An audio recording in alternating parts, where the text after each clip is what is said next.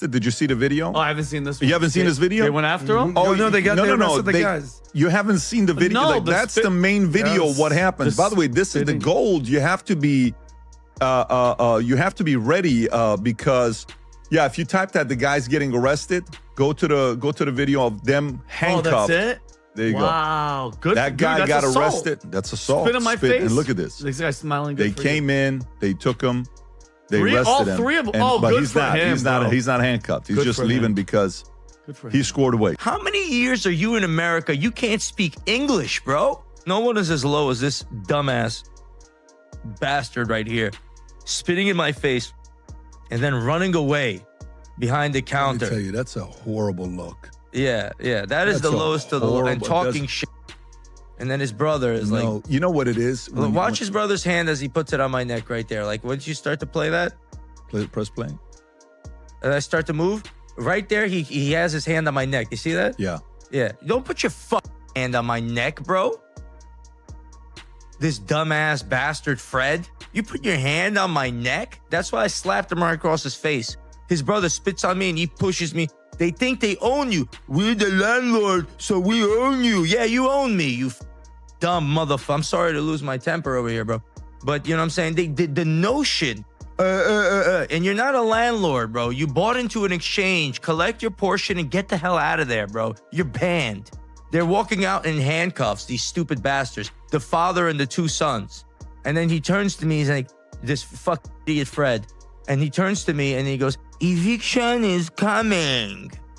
I had a friend of mine that I knew since 7th fucking grade that I put on and I gave him a job. He tried to fuck me over. His name is Danny. He's a piece of shit. He tries to build his own business, try to copy my shit like an arrogant little bitch. Accomplishes nothing. Just ends up being a worker. Then he's a fucking half a drunk somewhere. Tell him to come back to me. And then he shows up. I put him on his feet. I give him a job. And then I hear he's taking bribes. I would sell the diamonds. The diamonds are at $400 a carat. Bill it at $450 and give me the fucking 25 per carat. I suspend him. I'm like, listen, I'm gonna investigate what's going on. Come back December 1st and we'll talk. 10 days before December 1st, he shows up here at 9:30 in the morning, empties a safety deposit box and leaves. He's like, I had to my aunt's birthday. I'm like, you came at 9:30 in the morning without telling anybody, looking like a fucking cat burglar to fucking go in with a backpack full of fucking gold bars and all sorts of shit. So now I gotta go back through the bills. This fucking Danny piece of shit and his fucking fat fuck of a father, Yuri, you know what I'm saying? A slob, bro. You know what I'm saying? That raised a retard. Where's my fucking money?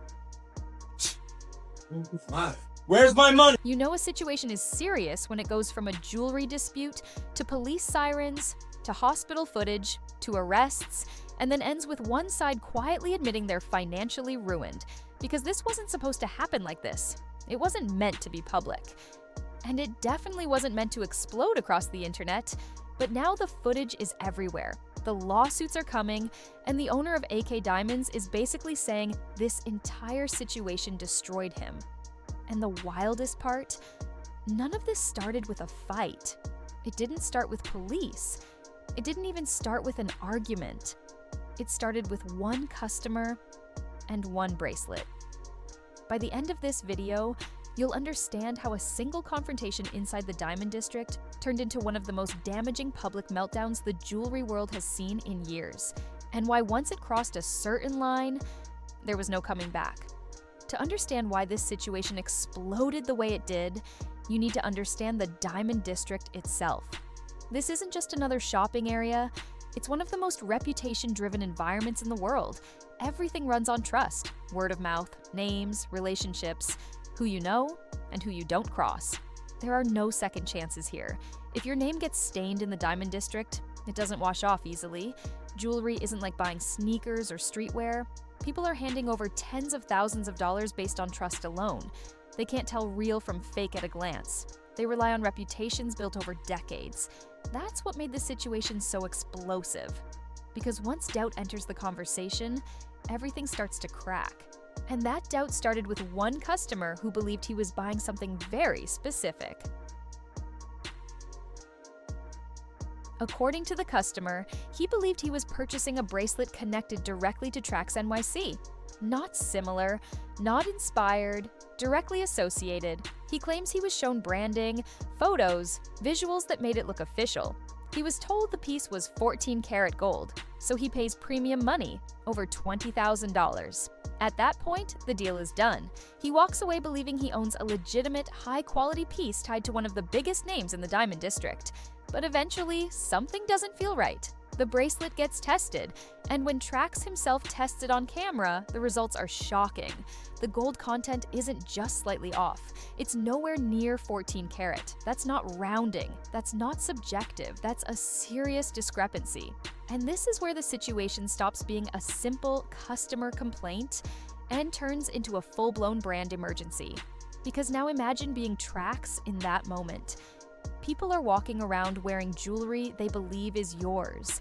They're associating your name with quality that doesn't match your standards.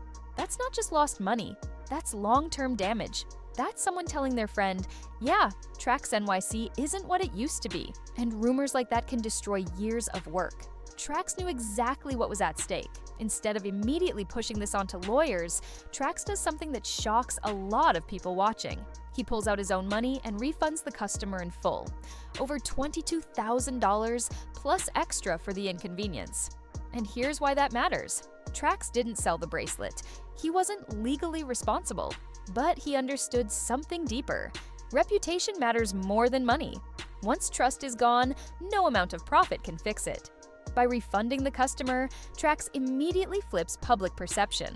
Suddenly, he's the guy protecting customers, even when it costs him. But that refund wasn't the end of the story. It was the beginning. Because after making the customer whole, Traxx makes it very clear he's not letting this slide. He publicly says he's going to confront Akay Diamonds directly. And that's where everything starts speeding toward disaster. This was the moment where everything could have gone two very different ways. Lawyers could have handled it quietly. Cease and desist letters, private settlements, no cameras, no chaos. But that's not what happened. Instead, Traxx walks straight into the Diamond District with cameras rolling, and you can feel the tension immediately. This isn't a calm business discussion. This is frustration that's been boiling.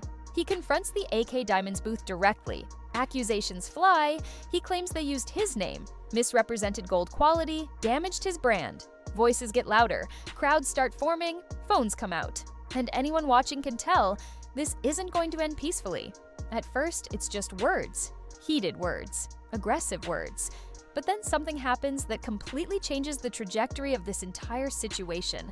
One of the Akay Diamonds brothers spits directly in Traxx's face.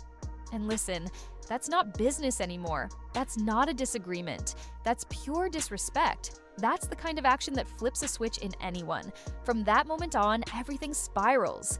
The confrontation turns physical, people start pushing, punches are thrown, security rushes in. Other jewelers are yelling. Phones are recording everything. This isn't behind closed doors. This is happening in one of the most public spaces in the Diamond District. And then the police arrive. Now this isn't viral drama anymore. This is real-world consequences. 2 Akay Diamonds owners are arrested on the spot, handcuffed, escorted out. The footage is undeniable. Meanwhile, Traxx ends up in the hospital. Traxx later posts videos showing marks on his neck. He claims he was choked with his own chain. He looks shaken, angry, fired up. He publicly calls for lawyers to contact him. He says he can't let this slide, and suddenly, the narrative shifts. This isn't just jewelers arguing anymore. This is assault charges, hospital visits, viral footage, and the internet does what it always does. It picks sides instantly. While Traxx is vocal and visible, Akay Diamonds goes quiet. No loud rebuttals, no confident statements, just silence. And in situations like this, silence speaks louder than words. Behind the scenes, the fallout is brutal. Customers start second-guessing past purchases. Reviews pile up, people pull receipts, others start testing their own jewelry. And when you're in a trust-based business, that kind of scrutiny is lethal. Jewelry buyers don't want uncertainty. They don't want risk. They want calm and stability.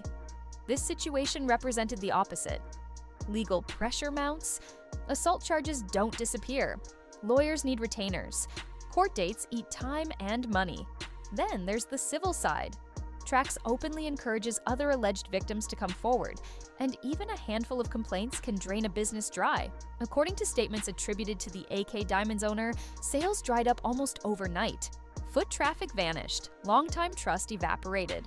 Eventually, the owner reportedly admits he's broke. Not struggling, not having a bad month, financially destroyed. And that's the part nobody expected. This wasn't a pop-up shop, this was a decades-old family business. And in a matter of days, it unraveled. Here's the uncomfortable truth most people avoid. In environments like the Diamond District, there are unspoken rules that everyone understands without ever needing to say them out loud. You don't air disputes publicly, you don't embarrass another jeweler in front of customers, and you definitely don't bring cameras into conflicts that are supposed to be handled quietly, behind closed doors. Those rules exist for a reason. In a place where reputation is currency, public exposure isn't just uncomfortable, it's dangerous. Once those rules are broken, it's like knocking over the first domino. There's no pause button, no reset, no way to pull the situation back once it's already in motion. Everything starts moving faster than anyone can control. From Akay Diamond's perspective, imagine how that confrontation felt in real time. A major name in the industry storms into your booth, cameras rolling, accusations flying, customers watching. This isn't a private disagreement anymore. This is your reputation being questioned in front of the entire district, and eventually the entire internet. It's not just business pressure, it's public humiliation happening live. And when people feel cornered like that, exposed, embarrassed, and overwhelmed, they don't react logically. They don't stop to think about lawyers, consequences, or tomorrow. They react emotionally, instinctively, defensively. That's human nature. And in high-pressure environments, emotional reactions can spiral fast. That's why the spitting incident matters so much. It wasn't just disrespect. It wasn't just an insult. It was the moment professionalism completely left the building. That single act marked the point where the situation crossed from business conflict into something far more destructive. From that second on, nobody involved was thinking about long-term outcomes. Nobody was calculating risk. Everything became reaction. And reaction is expensive. Once emotions take over, decisions stop being strategic and start being impulsive. And in a reputation-driven industry, impulsive moments don't just cause temporary damage. They can erase decades of work in minutes. This situation wasn't staged. Nobody destroys a decades-old business for clout. Nobody signs up for assault charges just for views. Nobody intentionally puts their livelihood on the line for a viral moment. What unfolded was real, raw, emotional, and chaotic. And that's exactly why it hit so hard. Because it shows how fragile success can be when pressure, pride, and public exposure collide. One confrontation, one moment of disrespect, one viral clip, and everything collapses. As this continues to play out legally, the consequences could grow even heavier. Court cases don't move fast, reputations don't recover easily, and public opinion doesn't wait for verdicts. That's the real lesson here. In the internet era, reputation doesn't wait for the truth to be sorted out in court. It doesn't wait for explanations. It doesn't wait for context. Once it's gone, it's gone.